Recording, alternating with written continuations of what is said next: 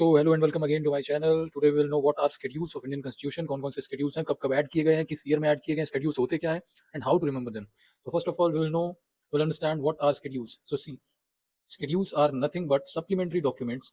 Schedules जो है just supplementary document to complement the constitution. जो हमारी कॉन्स्टिट्यूशन की बुक है उनको कॉम्प्लीमेंट करने के लिए एक एक्स्ट्रा डॉक्यूमेंट है। जो चीज़ें यहाँ नहीं मेंशन है हमारी मेन बुक में, वो यहाँ मेंशन है। That only is the concept of schedules.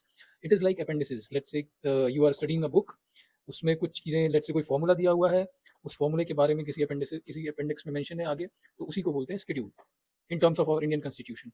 Okay, now we will quickly move to some extra information about schedules.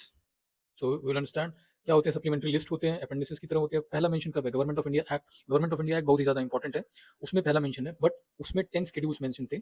पर हमारी इंडियन कॉन्स्टिट्यूशन ने, हमारी जो पार्लियामेंट्री कमिटीज़ हैं और बाकी हमारे जो उस वक्त इंटरिम गवर्नमेंट बनाई गई थी और जो बी आर अम्बेडकर की कमिटी थी, उन्होंने ओनली 8 शेड्यूल सेलेक्ट किए, but currently 12 schedules are there.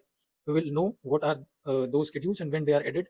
And longest schedule है 7th, क्योंकि इसमें बहुत सारे सब्जेक्ट मेंशनड हैं, और मोस्ट अमेंडेड है first schedule. So 4 schedules that are added after 1950 means after the adoption of constitution। 9th add किया गया है। 9th क्या है? वही लैंड रिफॉर्म वाला, नेहरू जी लेके आए थे सबसे पहले। 10th क्या है? Anti defection. 11th क्या है? पंचायत। 12th क्या है? म्यूनसिपैलिटी। सो ये आगे जानेंगे। सो 9th कब ऐड हुआ था? फर्स्ट अमेंडमेंट एक्ट से। 52nd अमेंडमेंट एक्ट से 10th हुआ था। 11th 73rd से। 12th 74th से। 1951 just after the adoption of Indian constitution वो अमेंडमेंट लेके आए थे, फर्स्ट अमेंडमेंट नेहरू जी, जिसमें 9th शेड्यूल ऐड किया गया था। वो बहुत जरूरी था उस वक्त ऐड करना, will know it later. Then 1985 में एंटी डिफेक्शन लॉ आया था। 1992 और 1992 में 73rd 74th एक ही दिन ऐड किया गया था। ओके, एंड ये एक निमोनिक है जो सबको पता होगा I guess, tears of old PM. This is the mnemonic to learn the schedules। T for territory, E for emoluments, A for affirmation oath, R for Rajya Sabha, S for scheduled areas, O for other scheduled areas, F for federal list, and again O for official languages, L for land reform, D for anti defection, E for panchayat, M for municipality। ये याद कर लीजिएगा, this is very helpful. हमेशा एक दो question जरूर ही आ जाते हैं शेड्यूल से। उसमें मोस्टली मैंने यही देखा है कि ये पूछ देगा कि इस शेड्यूल में क्या है या फिर कितने सब्जेक्ट्स हैं, ये सारी चीजें पूछता है। Now we will move to some details about each schedules. First schedule आया था हमारा during the adoption of constitution। first schedule, these 8 schedules were originally present in Indian constitution while adoption. पहले शेड्यूल में क्या मेंशन था? State और UTs के नाम थे। तब 28 स्टेट और 8 यूटीज नहीं हुआ करते थे, तब एबीसीडी करके ग्रुप हुआ करता था। बाद में इसमें बहुत चेंजेस किए गए, इसीलिए बोला जाता है कि इसको मोस्ट अमेंडेड शेड्यूल। बहुत सारे चेंजेस करने पड़े थे। Article 1 to 4 state union territories के नाम है। प्रेजेंट में 28 स्टेट्स हैं और 8 यूटीज हैं। That's it. Will move to second schedule. इसमें क्या? Emoluments.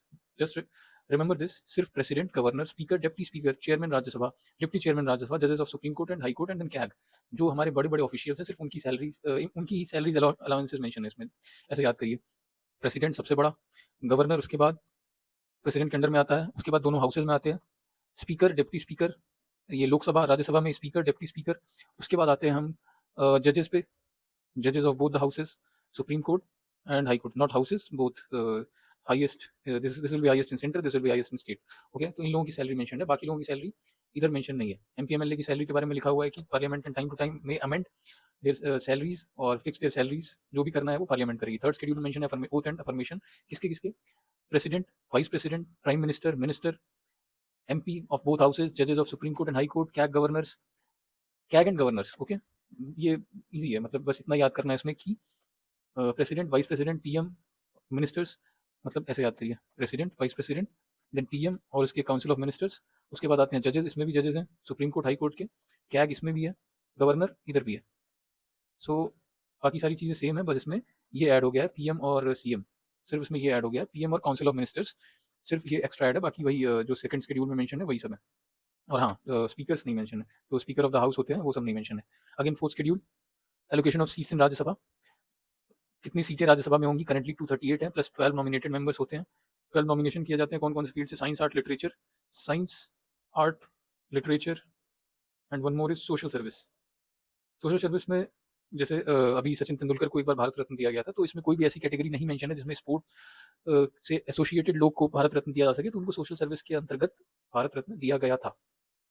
Okay, then comes the fifth schedule. इसमें मेंशन है schedule areas and schedule tribe के एडमिनिस्ट्रेशन एंड कंट्रोल। इसमें बताया गया है कि वो वैसे बहुत सारे आर्टिकल्स में मेंशन है, इसमें बताया गया है कि वो अपने लिए, अपने खुद के लिए कुछ लॉज, कुछ कस्टम्स के हिसाब से अपने कानून खुद बना सकते हैं। बस इसमें और सिक्स शेड्यूल में डिफरेंस ये है कि यहाँ पे 10 स्टेट मेंशन है और सिक्स में 4 स्टेट मेंशन है। हमेशा लोग कंफ्यूज होते हैं इसमें। तो 10 स्टेट कौन कौन से हैं? ये सारे 10 स्टेट्स हैं। Governor has special power. Governor time to time वो पावर दे सकता है उनके चीफ या हेड्स को, जो खुद के लिए लॉज बना सकते हैं, उनके लिए पूरा कानून ही अलग है। Then comes the sixth schedule, जिसमें मैं बता रहा था कि 4 राज्य मेंशन है। कौन कौन से राज्य? इसको याद करते हैं एटीएम मशीन से। अब मशीन में मणिपुर नहीं है, बस इतना याद रखिएगा। मणिपुर की मशीनरी फेल है, ऐसे याद कर लेंगे तो आप कंफ्यूज नहीं होंगे। असम, त्रिपुरा, मिजोरम और मेघालय, ये मेघालय है। Don't get confuse with names, ये मेघालय है, ये मणिपुर नहीं है। मणिपुर की मशीनरी फेल है, remember it like this. Okay, so इसमें भी क्या होता है कि ऑटोनॉमी होती है, मतलब ऑटोनॉमस डिस्ट्रिक्ट काउंसिल होते हैं, इस पे बहुत सारे लॉज वो खुद अपने बना सकते हैं। Then come the seven schedule. इसमें क्या मेंशन है? बहुत इंपॉर्टेंट है, सबसे बड़ा शेड्यूल है। इसमें यूनियन लिस्ट, स्टेट लिस्ट और कंकरेंट लिस्ट मेंशन है।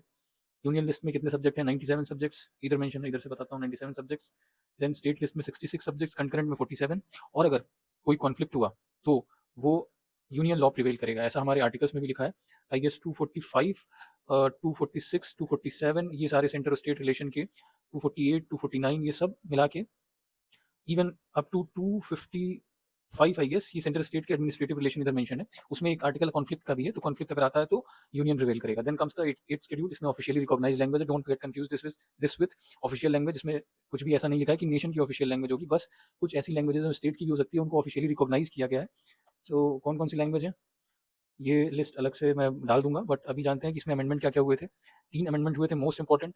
पहला था 21st, इसमें सिंधी भाषा को ऐड किया गया था। सिंधी को कोई भी रिकॉग्निशन नहीं मिला था उसके पहले, तो सिंधी भाषा को 1967 में ऐड किया गया था 21st अमेंडमेंट एक्ट से। देन 71st अमेंडमेंट एक्ट से हम ऐड किए थे 3 भाषाएं, कोकड़ी, कोंकणी, नेपाली और मैथिली। देन 92nd से बोडो, डोंगरी, संथाली और बोडो, डोंगरी, मैथिली और संथाली, बीडीएमएस करके याद करते हैं इसको, जो एमबीबीएस के अलावा जो बीडीएमएस होता है वैसे करके इसको याद करते हैं। Then comes the ninth schedule. Ninth schedule जो अब यहाँ से आता है, जो भी अमेंडमेंट के बाद ऐड हुआ था। यहाँ पे एक लाइन ड्रॉ कर देता हूँ मैं। सो ये जो नाइन्थ शेड्यूल है, इसके बाद सारी चीज़ें ऐड हुई थी। इसके बाद ओरिजिनल जब अडॉप्ट हो गया था, उसके बाद की चीज़ें, ninth schedule, 10th, 11th, 12th। Ninth के बारे में जानते हैं कि जब लैंड रिफॉर्म और जमींदारी सिस्टम को एबॉलिश करने की बात चली थी, तो सबसे पहले नेहरू जी ने चाहा था कि जमीन जो है वो लोगों में डिस्पैरिटी हो, जो लैंड है वो कुछ लोगों के पास एक्यूमुलेट था, ज़्यादातर जनता के पास कुछ भी, कोई भी लैंड नहीं था। तो नेहरू जी ने कुछ उसके लिए सोचा कि ऐसा किया जाए कि बांटा जाए, पर लोग जिनके पास ज़मीनें थी वो अपनी ज़मीनें देना नहीं चाहते थे। भूदान आंदोलन भी चला था, पर बाद में चला था, बट लोग अपनी ज़मीनें देना नहीं चाहते थे।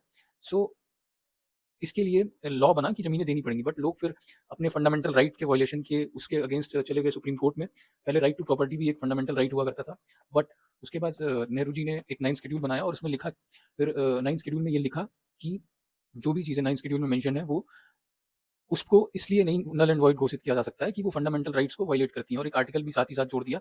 सेम वही चीज़ लिखी कि जो 31 बी में यही लिखा कि जो भी चीज़ें 9th शेड्यूल में मेंशन है, उसको फंडामेंटल राइट के वायलेशन के हिसाब की वजह से नल एंड वॉइड नहीं घोषित किया जाता। बाद में इससे रिलेटेड कई सारे केसेस भी हैं, we will discuss it later. 10th schedule क्या है? Anti defection law. इसके बारे में एक बहुत अच्छी स्टोरी है। स्टोरी ये है स्टोरी ये है कि अराउंड 1960 टू 70, मतलब इसके आसपास बहुत सारे ऐसे लोग थे जो एक पार्टी से जीतते थे, फिर दूसरी पार्टी में मूव कर जाते थे। उन्हें लगता था कि वो पार्टी पावर में आ रही है, तो वो उनके पार्टी के मेंबर के रूप में काउंट होते थे और वो पार्टी बना लेती थी सरकार। बट एक बार ऐसे ही केस हुआ कि एक गयालाल थे, आई गेस गयालाल नाम था उनका। तो हरियाणा के मिनिस्टर, हरियाणा से वो जीते थे चुनाव। तो एक ही दिन में उन्होंने सबसे पहले अपनी पार्टी छोड़ी, दूसरी पार्टी ज्वाइन की, फिर तीसरी पार्टी ज्वाइन की और वापस शायद अपनी ही पार्टी में आ गए थे, ऐसा कुछ हुआ था। 3 बार एक ही सेम डे पे ऐसा उन्होंने किया था। तो वहीं से कहावत बनी थी कि आया राम गया राम। तो प्रेस कॉन्फ्रेंस में वहाँ की मिनिस्टर ने कहा था कि गया राम जो थे, मतलब वो चले गए थे जो गया राम, वो आया राम हो गए हैं।